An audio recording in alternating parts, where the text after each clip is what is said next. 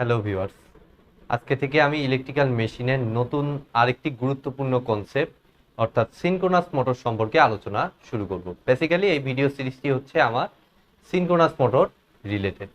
তো এর আগে কিন্তু আমি অলরেডি ইলেকট্রিক্যাল মেশিনের উপর DC generator, DC motor, induction motor, transformer এগুলোর ভিডিও কিন্তু অলরেডি দিয়ে দিয়েছি। আমার প্লেলিস্টে গেলেই আপনারা পাবেন।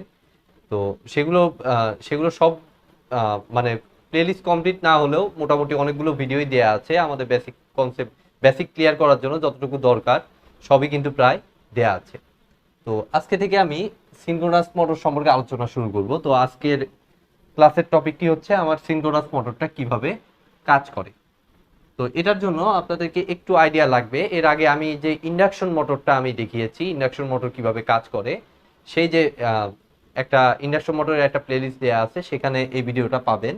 তো সেটা দেখলে আপনাদের বুঝতে আরো সুবিধা হবে। তো সেখানকার অনেক কিছুই এখানে কাজে লাগবে। তো ইন্ডাকশন মোটর যে আমার ছিল, যে 3 ফেজ ইন্ডাকশন মোটর যে আমার ছিল, সেখান থেকে আমি বেসিক্যালি এই সিনক্রোনাস মোটরটা মানে বোঝার চেষ্টা করব।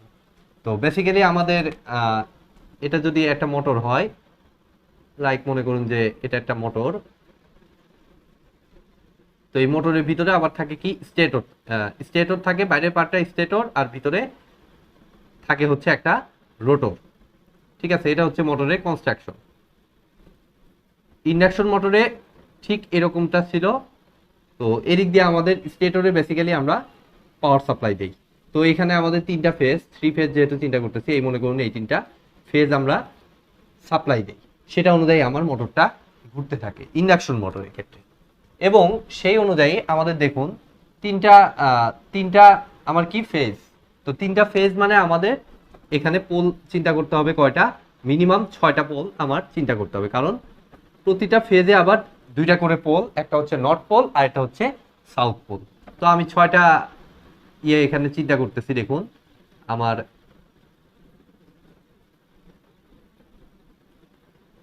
তিনটা,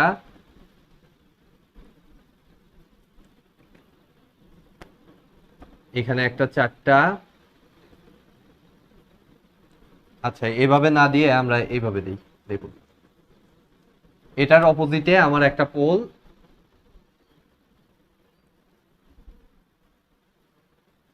এদিকে একটা, এটার ঠিক অপোজিটে এখানে আরেকটা পোল, আর এখানে আরেকটা ফেজ, যার অপোজিটে আরেকটা পোল। এই হচ্ছে তিনটা ফেজের জন্য আমরা 6টা পোল আমরা চিন্তা করলাম। ঠিক আছে, তো মনে করুন যে আমার এটা সাউথ পোল, তাহলে এটা হবে নর্থ পোল। আর একইভাবে, আচ্ছা তার আগে আমি এখানে একটু মার্কিং করে নেই। এটা হচ্ছে আমার রেড ফেজ বা এ ফেজ, যেটাই আপনারা বলুন। আচ্ছা, এ ফেজ মনে করলাম। তাহলে এ ফেজ যদি হয়, এটা হবে এই এ ফেজের আরেক টার্মিনাল, অর্থাৎ এটা এ প্রাইম মনে করলাম। তারপরে এটা কত, বি ফেজ। তো এই যে বি ফেজ স্টেটরে, আর এটা সি ফেজ, তাহলে এটা হবে সি প্রাইম। তাহলে দেখুন আমাদের A B C, C C prime, এটা ও, এটা বি, এটা বি প্রাইম। ঠিক আছে, এই হচ্ছে আমাদের ফেজ কানেকশন স্টেটর অনুযায়ী। আর মাঝখানে থাকে আমার কি, রোটর।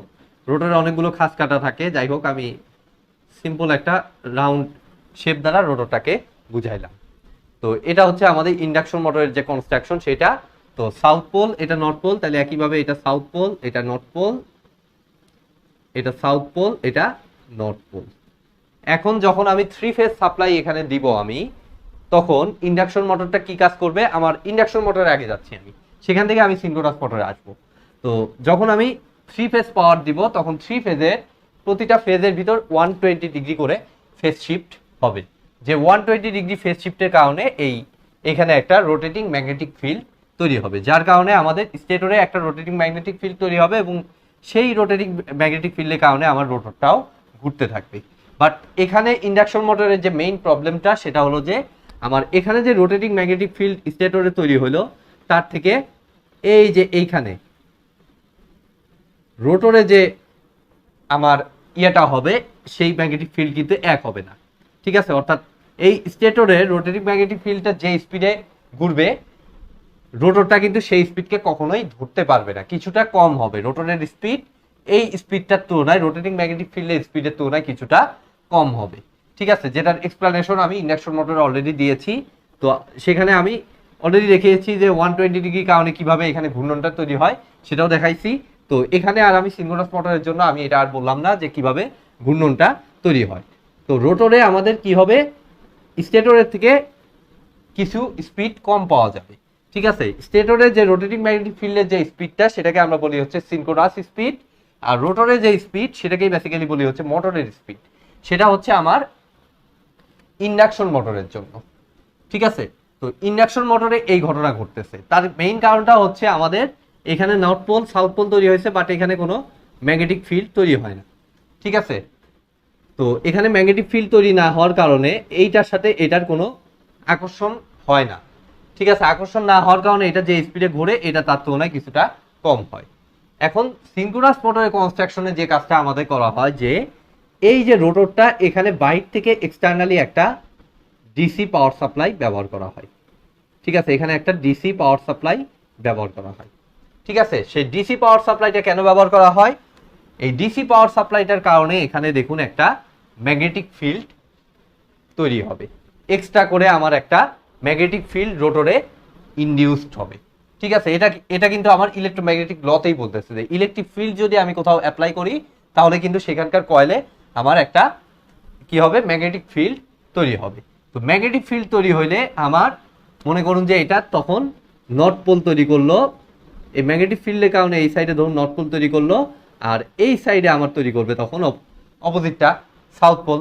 তাহলে এই নর্থ, এখানে নর্থ পোল, এখানে সাউথ পোল। যখন এটা নর্থ আর সাউথ পোল তৈরি করবে তখন বেসিক্যালি যে ঘটনাটা ঘটবে দেখুন, এই নর্থের সাথে এই যে এই সাউথ পোলের একটা আকর্ষণ তৈরি হবে। ঠিক আছে, এই যে এখানে বাইরের থেকে যে আমি একটা ইলেকট্রিক ফিল্ড দিছি, সেই ইলেকট্রিক ফিল্ডের কারণে ম্যাগনেটিক ফিল্ড তৈরি হলো, সেই ম্যাগনেটিক ফিল্ডের কারণে এখানে নর্থ পোল তৈরি হলো, সেই নর্থ পোল কি করলো, সাউথ পোলকে অ্যাট্রাক্ট করলো। ঠিক আছে, তাহলে এখন কি ঘটনা ঘটবে, যে এই নর্থ পোল এবং সাউথ পোল এই দুইটা ইন্টারলক হয়ে যাবে। আবার একইভাবে দেখুন এই সাইডেও অপোজিটটা হয়ে যাচ্ছে। আমরা জানি যে নর্থ পোল এবং সাউথ পোল পরস্পরকে আকর্ষণ করে, যার কারণে এই দুটা একসাথে ইন্টারলক হয়ে গেল। তো ইন্টারলক হলে তখন কি ঘটনা ঘটবে, আমার দেখুন এই যে এইখানে south pole south pole south pole north north north, এগুলো সব রোটেটিং ম্যাগনেটিক ফিল্ডের কারণে আমার ঘুরতে থাকবে 120 ডিগ্রি ফেজ শিফট করে প্রতিটা, সেই কারণে রোটেটিং ম্যাগনেটিক ফিল্ড তৈরি হবে, তার কারণে এই সাইডে রোটেটিং ম্যাগনেটিক ফিল্ডটা ঘুরতে থাকবে। এবং এটা যেহেতু ইন্টারলক হয়ে গেছে এর সাথে, সো এই যে এই রোটরটাও কিন্তু এই যে এইখানকার ম্যাগনেটিক ফিল্ডের সাথে একই স্পিডে ঘুরতে থাকবে। ঠিক আছে, অর্থাৎ রোটেটিং ম্যাগনেটিক ফিল্ডের সাথে আমার রোটরটাও একই স্পিডে আমার কন্টিনিউ ঘুরতে থাকবে, যার ফলে আমরা কিন্তু এখানে একটা কনস্ট্যান্ট স্পিড পাচ্ছি। ঠিক আছে, সিনক্রোনাস মোটরে আমরা কিন্তু একটা কনস্ট্যান্ট স্পিড পাচ্ছি, এবং এই স্পিডটাকেই বেসিক্যালি আমরা বলি হচ্ছে সিনক্রোনাস স্পিড।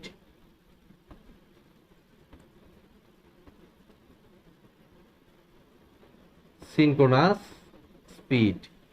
তো দেখুন আমার বেসিক্যালি এখানে যে রোটেটিং ম্যাগনেটিক ফিল্ড তৈরি হইলো, তার কারণে রোটেটিং ম্যাগনেটিক ফিল্ড তৈরি হইলো, বাট রোটরটা আমার এখানে বাইরে থেকে পার্মানেন্ট ম্যাগনেট, এটাকে বলা হয় বেসিক্যালি পার্মানেন্ট ম্যাগনেট দেওয়া, ডিসি পাওয়ার সাপ্লাই আমি দিলাম সর্বক্ষণের জন্য। ঠিক আছে, ধরুন যে আমি অ্যাডাপ্টার করে এসি পাওয়ার সাপ্লাই থেকেই অ্যাডাপ্টার করে আমি ডিসি পাওয়ার সাপ্লাইটা এখানে দিলাম, তাহলে কি হলো, সবসময় এই রোটরটা পাওয়ার পেতে থাকবে। পাওয়ার পেতে থাকলে তখন কি হবে, নর্থ পোলের সাথে সাউথ পোলের অ্যাট্রাকশনের কারণে এটা ইন্টারলক হয়ে এটা যে স্পিডে ঘুরতে থাকবে, আমার যেহেতু এখানে লক হয়ে গেছে, আমার রোটরটাও কিন্তু একই স্পিডে ঘুরতে থাকবে, এবং সেই স্পিডটাকে আমরা বলি হচ্ছে সিনক্রোনাস স্পিড। কেননা রোটেটিং ম্যাগনেটিক ফিল্ড কিন্তু আমার সিনক্রোনাস স্পিডে ঘোরে।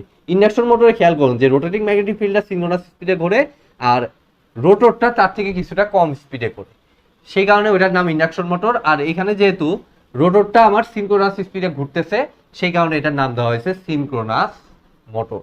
ঠিক আছে, এই কারণে এটার নাম দেওয়া হয়েছে সিনক্রোনাস মোটর। এবং এটার স্পিডটা বেসিক্যালি আমার কত, সিনক্রোনাস মোটরের স্পিড অলওয়েজ হচ্ছে আমার কত, 120 ইন্টু ছোট হাতের এফ ডিভাইডেড বাই পি। তো এটা সম্পর্কে কিন্তু আলোচনা এর আগে আমি ইন্ডাকশন মোটরে অলরেডি করেছি, কিভাবে এই NS synchronous speed is equal to আমার 120 f/p, এটা সম্পর্কে কিন্তু ওখানে আমি অলরেডি আলোচনা করেছি। তাহলে এটা ছিল আমার রোটরের পার্ট। এই রোটরে আমার এই সিস্টেমে এটাকে সিনক্রোনাস স্পিডে ঘোরানো হয়। তো এই হচ্ছে আমার সিনক্রোনাস মোটরের ওয়ার্কিং প্রিন্সিপাল। তো আজকের মতো ভিডিওটি আমি এখানেই শেষ করছি। ভিডিওটি যদি ভালো লেগে থাকে অবশ্যই ভিডিওতে একটি লাইক দিবেন, বন্ধুদের সাথে বেশি বেশি শেয়ার করবেন, আর চ্যানেলে নতুন হয়ে থাকলে অবশ্যই চ্যানেলটি সাবস্ক্রাইব করবেন। ধন্যবাদ।